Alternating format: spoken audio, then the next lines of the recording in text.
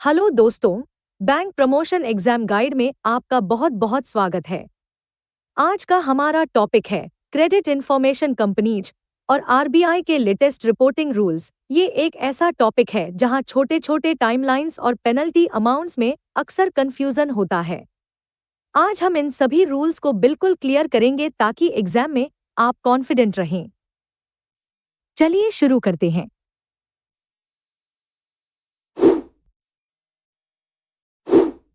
शुरुआत बेसिक्स से करते हैं। कानून के मुताबिक एक क्रेडिट इंफॉर्मेशन कंपनी का मुख्य काम क्या होता है?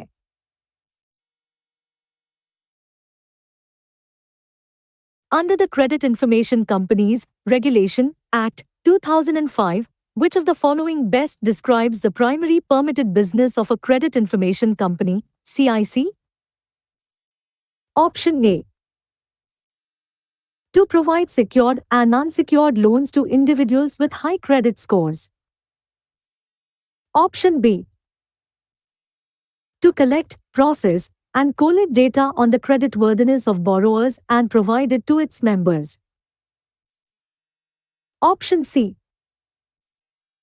To prohibit banks from lending to willful defaulters listed in their database. Option D. To act as a recovery agent for stressed assets on behalf of banks.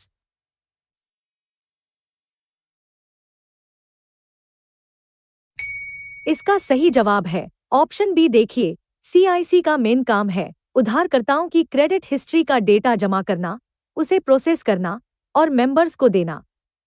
इसे आप एक डेटा लाइब्रेरी समझ सकते हैं। ये बैंक नहीं है, इसलिए ये न तो लोन दे सकते हैं और न ही रिकवरी एजेंट का काम कर सकते हैं। क्या आप जानते हैं भारत में कुल कितनी ऐसी कंपनियां हैं? नंबर बेस्ट सवाल अक्सर पूछे जाते हैं। नवंबर 2025 तक भारत में कितनी सीआईसी के पास आरबीआई का रजिस्ट्रेशन है? As of November 2025, how many credit information companies, CICs, have been granted a certificate of registration by the RBI to operate in India? Option A. 3. Option B. 4. Option C. 6. Option D. 2.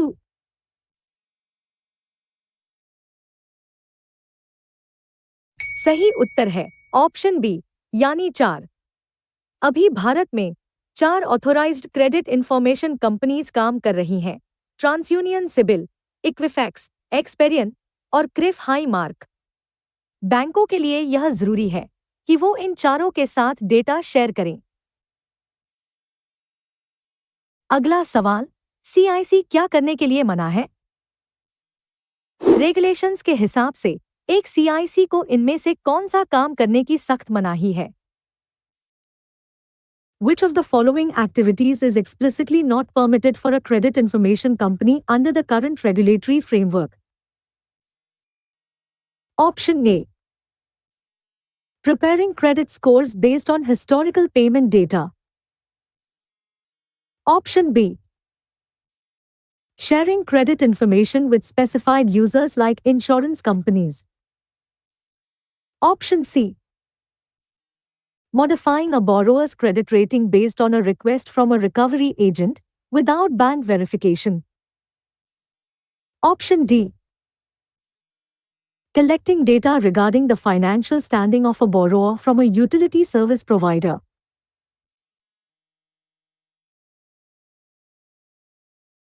Correct option है सी।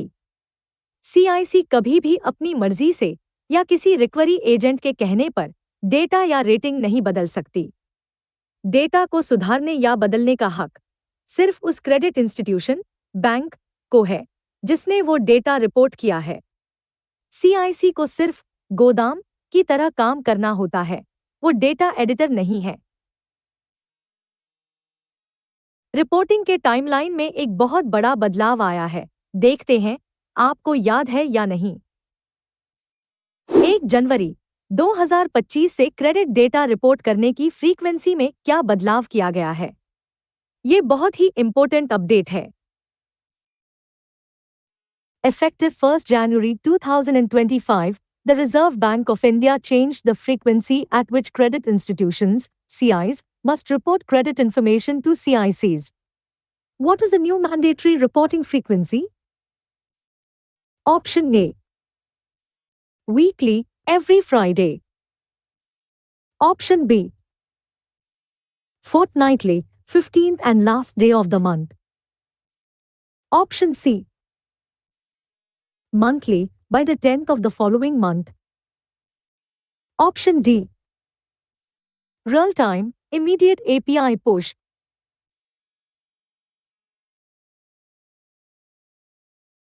सही जवाब है option B, fortnightly. Data को fresh रखने के लिए RBI ने अब मंथली की जगह फोर्टनाइटली रिपोर्टिंग अनिवार्य कर दी है।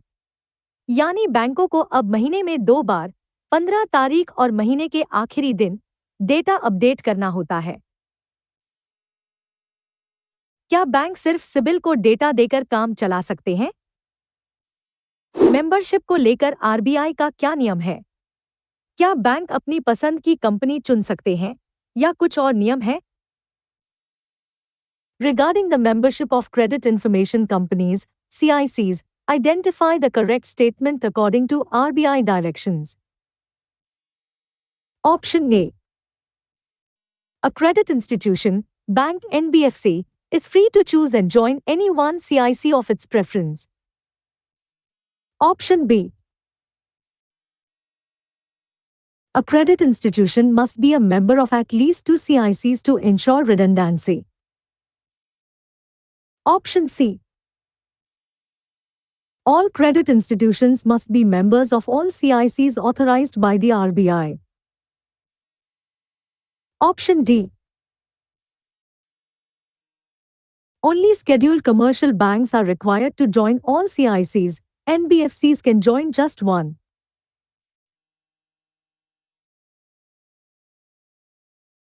सही उत्तर है ऑप्शन सी। आरबीआई ने साफ कहा है कि सभी क्रेडिट इंस्टीट्यूशंस को भारत की सभी ऑथोराइज्ड सीआईसी का मेंबर बनना जरूरी है।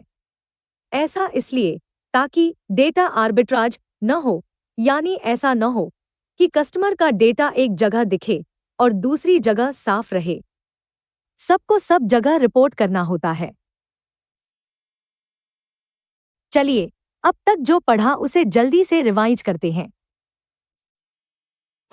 सीआईसी का काम डेटा जमा करना है, वो लोन नहीं दे सकते और न ही रिकवरी कर सकते हैं। 1 जनवरी 2025 से रिपोर्टिंग फोर्टनाइटली यानी हर 15 दिन में होनी जरूरी है। सारे बैंकों को चारों सीआईसी का मेंबर बनना अनिवार्य है, कोई चॉइस नहीं है। अब बात करते हैं कंज्यूमर राइट्स की, जो एग्जाम के लिए हॉट टॉपिक है।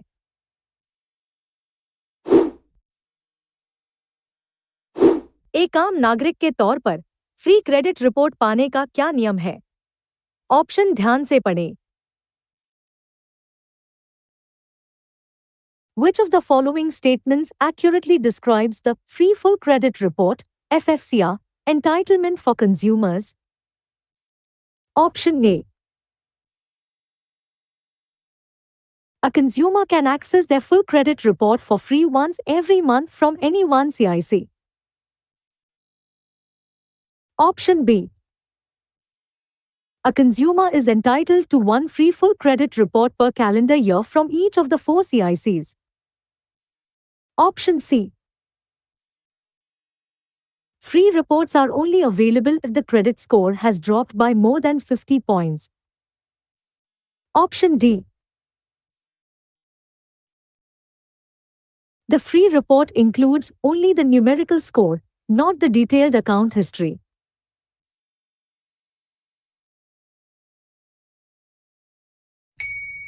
सही जवाब है ऑप्शन बी। नियम के मुताबिक हर कंज्यूमर को हर कैलेंडर ईयर जनवरी से दिसंबर में प्रत्येक सीआईसी से एक फुल क्रेडिट रिपोर्ट मुफ्त पाने का हक है। इसमें सिर्फ स्कोर ही नहीं बल्कि पूरी अकाउंट हिस्ट्री शामिल होनी चाहिए। अगर बैंक आपकी शिकायत 30 दिन में हल नहीं करता, तो जेब पर क्या असर पड़ेगा? कंपनसेशन फ्रेमवर्क के तहत देरी होने पर कितना जुर्माना लगता है और समय सीमा कैसे बंटती है? असर्शन और रीजन को ध्यान से देखें। Consider the following statements regarding the compensation framework for delayed updation. Assertion A. A complainant is entitled to a compensation of Rs 100 per calendar day if their complaint is not resolved within 30 days. Reason R. The credit institution, CI, is given 21 days to respond to the CIC, and the CIC is given the remaining 9 days to update the record. Option A. Both A and R are true, and R explains A. Option B. Both A and R are true, but R does not explain A. Option C. A is true, but R is false. Option D. A is false, but R is true.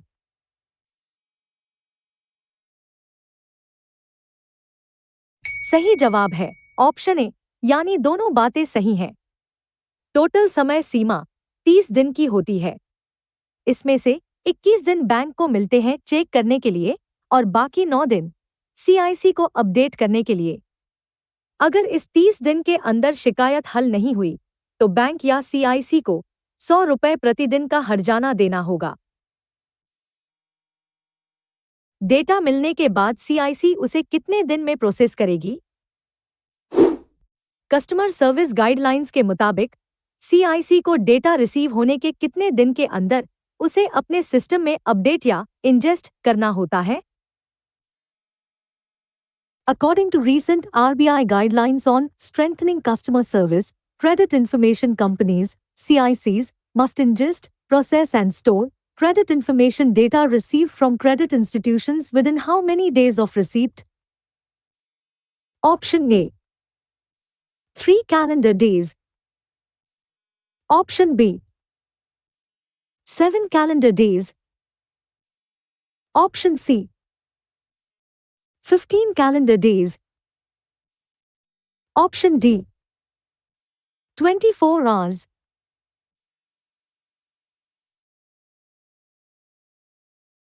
सही जवाब है option B, 7 calendar दिन। RBI चाहता है कि report real time के करीब हो, इसलिए जैसे ही बैंक डेटा भेजता है, सीआईसी को 7 दिनों के अंदर उसे प्रोसेस करके डेटाबेस में शामिल करना ही होगा। क्या आप इस बात पर शिकायत कर सकते हैं कि आपका स्कोर कम क्यों आया? शिकायत निवारण तंत्र के तहत इनमें से किस चीज को शिकायत का आधार नहीं बनाया जा सकता? Which of the following is not a valid ground for a customer to file a complaint under the Credit Information Reporting Grievance Redressal Mechanism? Option A. Inclusion of closed loan accounts as active. Option B. Errors in the spelling of the borrower's name or address. Option C. Dissatisfaction with the proprietary algorithm used to calculate the credit score. Option D. Wrongful tagging of an account as written off.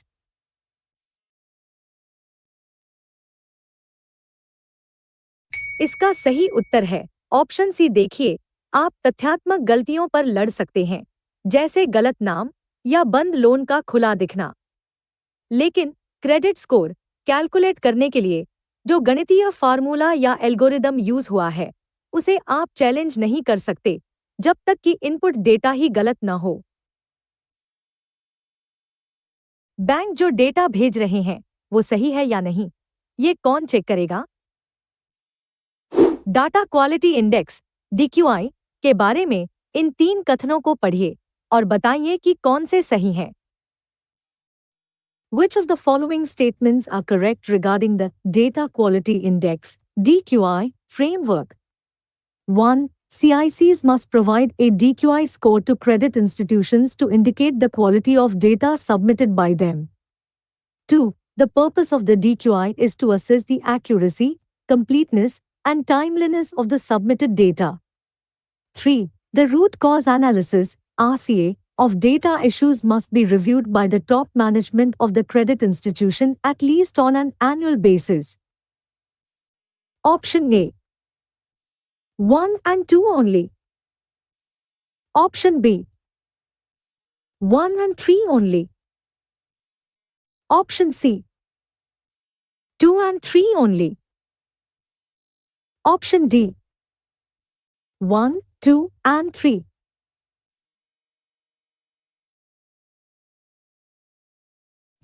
सही जवाब है option D, यानी तीनों कथन सही हैं।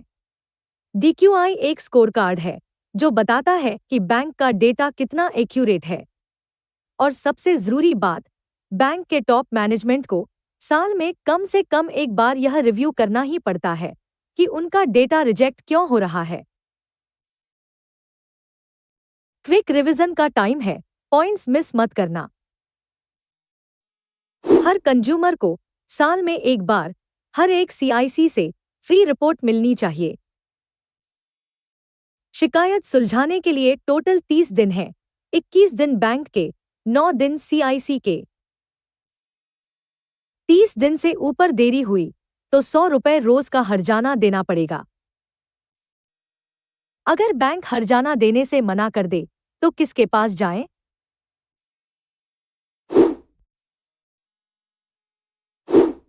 मान लीजिए बैंक या CIC आपको लेट अपडेशन का पैसा देने से मना कर दे, तो आप किसकी शरण में जा सकते हैं? If a complainant requests compensation for delayed updation of credit information and the credit institution, CI, or CIC wrongfully denies it, which authority can the complainant approach under the current framework? Option A. The NCLT, National Company Law Tribunal. Option B. The RBI Integrated Ombudsman. Option C. The SCBI Complaints Redressal System, SCORS. Option D. The Indian Banks Association, IBA, panel.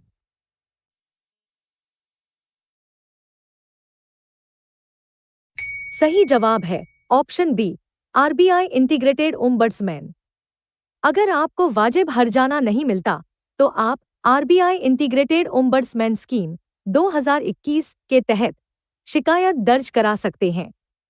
यह अधिकार ग्राहकों को दिया गया है ताकि bank अपनी मनमानी न कर सकें। अगर बैंक का डेटा फॉर्मेट गलत हो तो CIC कब तक बताएगी? एक सिनेरियो देखिए, बैंक ने डेटा भेजा लेकिन फॉर्मेट गलत होने की वजह से CIC ने उसे रिजेक्ट कर दिया। अब CIC को कितने दिन में बैंक को इन्फॉर्म करना होगा? Scenario: a bank submits its credit data to CIBIL on 15th January. Due to a formatting error in the date of birth field for 50 records, CIBIL rejects these specific records on 18th January. What is the immediate obligation of the CIC, CIBIL, regarding this rejection? Option A.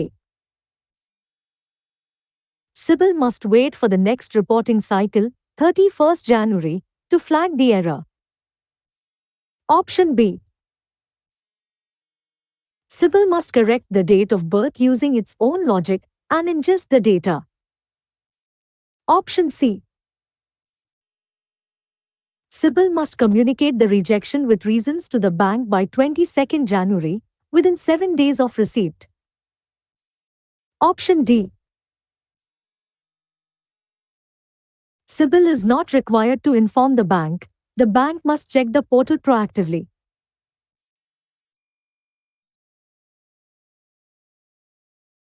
सही उत्तर है option C. Rule ये है कि data मिलने के 7 calendar दिनों के भीतर CIC को बैंक को बताना ही होगा कि डेटा क्यों रिजेक्ट हुआ। जैसे इस केस में उन्हें 22 जनवरी तक बैंक को इन्फॉर्म करना होगा ताकि बैंक उसे टाइम पर सुधार सके। डिफ़ॉल्ट होने पर कस्टमर को कैसे पता चलेगा? डिफ़ॉल्ट रिपोर्टिंग और कस्टमर अलर्ट्स के बारे में इन दो स्टेटमेंट्स को परखिए। क्या बैंक को एसएमएस भेजना जरूरी है? Consider the following statements. Assertion A. Credit institutions, CIs, are required to send alerts through SMS email to customers whenever they submit information regarding a default or days past due (DPD) to a CIC. Reason R. This alert mechanism enables the customer to know that a negative flag is being added to their credit history and allows them to dispute it immediately if incorrect. Option A. Both A and R are true, and R explains A. Option B. Both A and R are true, but R does not explain A. Option C. A is true, but R is false. Option D. A is false, but R is true.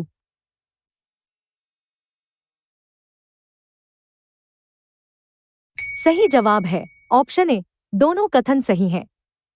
पारदर्शिता बढ़ाने के लिए RBI ने अनिवार्य किया है कि जब भी बैंक किसी कस्टमर को डिफॉल्टर के रूप में रिपोर्ट करे तो उसे एसएमएस या ईमेल से अलर्ट जरूर भेजे। इससे कस्टमर को तुरंत पता चल जाता है और वो एक्शन ले सकता है। विलफुल डिफॉल्टर का टैग कितने अमाउंट पर लगता है? एक उधारकर्ता को विलफुल डिफॉल्टर घोषित करने के लिए लोन की बकाया राशि कम से कम कितनी होनी चाहिए? Credit institutions are required to report willful defaulters to credit information companies. According to the Master Circular on Willful Defaulters, what is the outstanding amount threshold of the facility above which a borrower can be classified as a willful defaulter? Option A. Rupees 10 lakh and above. Option B. Rupees 25 lakh and above. Option C. Rupees 50 lakh and above. Option D. Rupees 1 crore and above.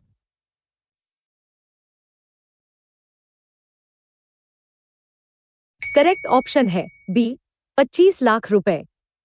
अगर outstanding amount 25 lakh या उससे ज्यादा है और उधारकर्ता पैसा होने के बावजूद नहीं चुका रहा तो उसे विलफुल डिफॉल्टर घोषित किया जा सकता है।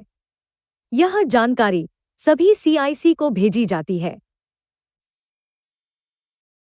अगर आपने किसी की गारंटी ली है तो सावधान हो जाइए। गारंटर्स की रिपोर्टिंग कैसे होती है? क्या प्राइमरी बोरोवर के डिफॉल्ट करने पर गारंटर का स्कोर भी खराब होता है? Which of the following statements are correct regarding the reporting of guarantors to credit information companies? 1. Guarantors are reported to CICs, but their liability is flagged specifically as guarantor to distinguish it from the primary borrower. 2. If the primary borrower defaults, it is recorded as a default in the guarantor's report as well. 3. Guarantors are never reported to CICs, only the primary borrower is reported. Option A. 1 and 2 only. Option B. 1 and 3 only. Option C. 2 only. Option D. 1, 2 and 3.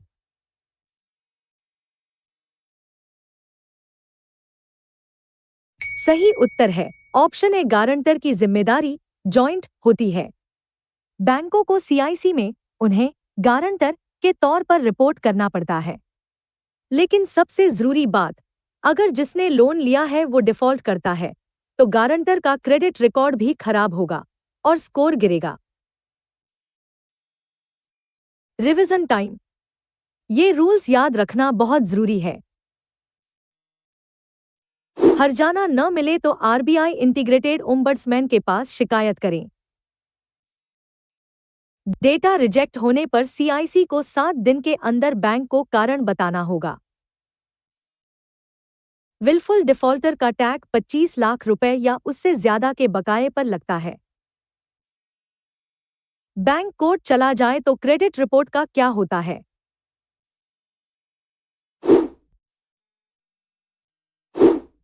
अगर किसी account पर bank ने मुकदमा कर दिया है तो CIC database में उसका क्या होता है? क्या नाम हट जाता है?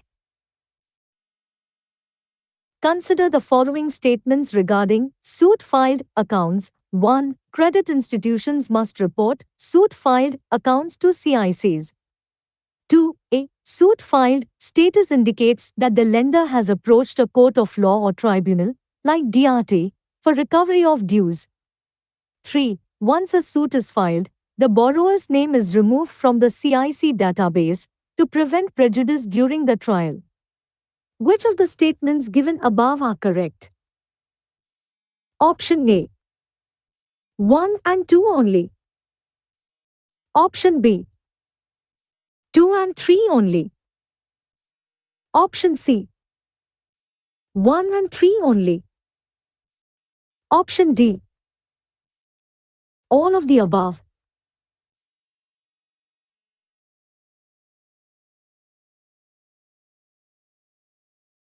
सही जवाब है ऑप्शन ए, यानी केवल पहला और दूसरा कथन सही है। जब रिकवरी के लिए कोर्ट केस होता है तो बैंक उसे सूट फाइल्ड मार्क करता है, लेकिन इससे नाम डेटाबेस से नहीं हटता, बल्कि यह टैग वहां रहता है ताकि बाकी लेंडर्स को पता चले कि लीगल पंगा चल रहा है। बार बार लोन के लिए पूछना आपकी इमेज खराब कर सकता है। हार्ड और सॉफ्ट इंक्वायरी में क्या फर्क है? कौन सा आपकी क्रेडिट हेल्थ के लिए बुरा है? Which of the following statements are correct regarding hard and soft credit inquiries? 1. A hard inquiry is made by a lender during a loan application and can impact the credit score. 2. A soft inquiry is for information monitoring purposes and does not impact the credit score. 3. Multiple hard inquiries in a short duration may signal credit hungriness and negatively impact the score. Option A. 1 and 2 only. Option B. 1 and 3 only. Option C. 2 and 3 only. Option D. 1, 2 and 3.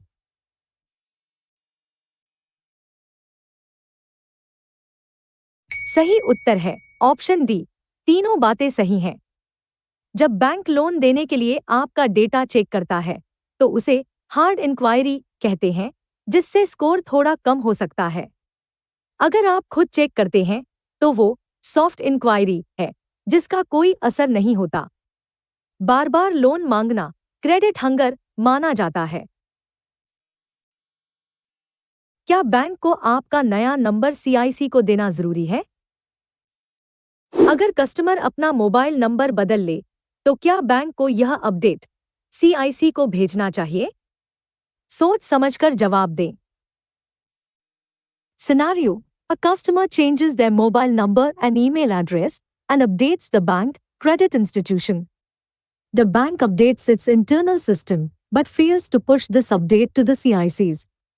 Is the bank compliant with the strengthening customer service guidelines? Option A. Yes, updating the internal system is sufficient. Option B. No, the bank must report these contact updates to the CICs to ensure the credit report has the latest contact details. Option C. Yes, contact details are not part of the mandatory data fields for CICs. Option D. No, but the bank has 90 days to update the CIC.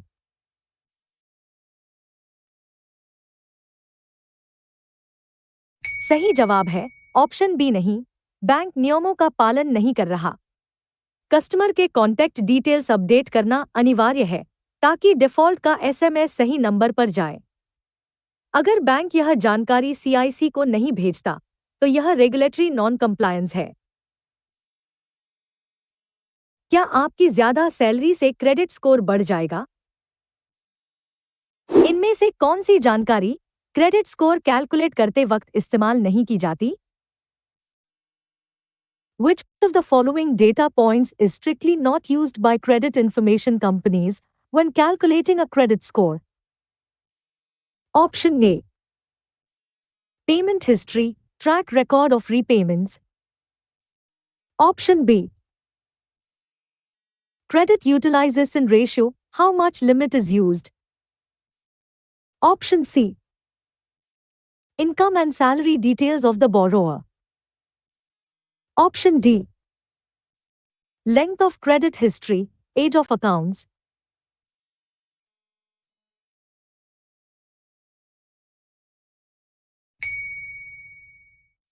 आपकी report कौन check कर रहा है? क्या आप ये जान सकते हैं? पारदर्शिता के अधिकार के तहत क्या एक कंज्यूमर यह जान सकता है कि उसकी क्रेडिट रिपोर्ट किसने एक्सेस की है? Consider the following statements regarding the rights of a consumer under the Credit Information Companies Regulation Act, SICRA 1. A consumer has the right to know who has accessed their credit report, credit information report. 2. CICs are required to maintain a record of all such inquiries and disclose them in the credit report provided to the consumer. Which of the statements given above are correct? Option A. One only. Option B. Two only. Option C. Both 1 and 2. Option D. Neither 1 nor 2.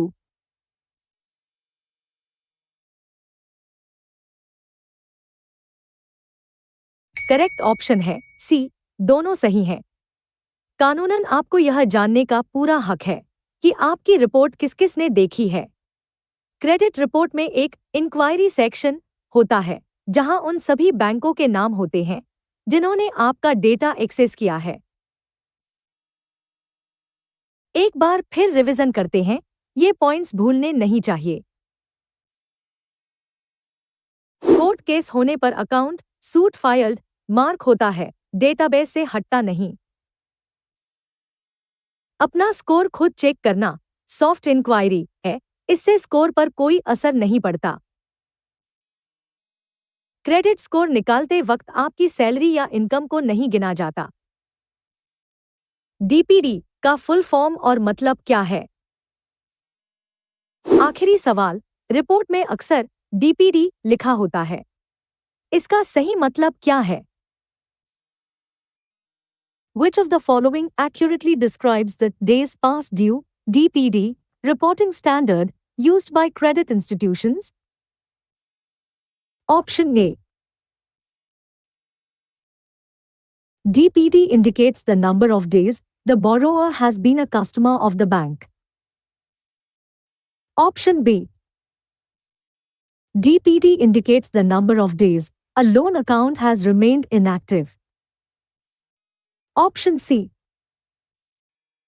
DPD indicates by how many days a scheduled payment has been delayed beyond the due date. Option D. DPD is a binary flag, yes/no, indicating if a lawsuit is filed.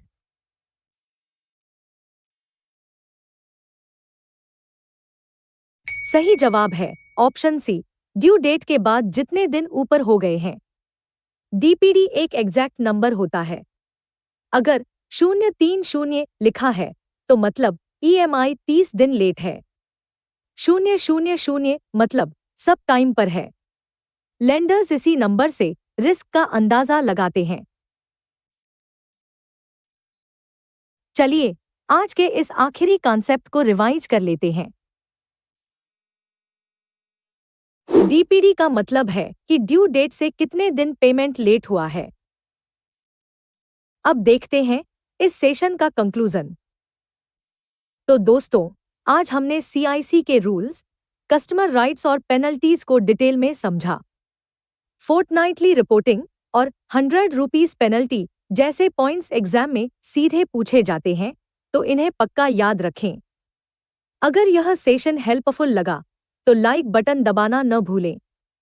अपनी तैयारी जारी रखिए, हम जल्द ही मिलेंगे एक नए topic के साथ।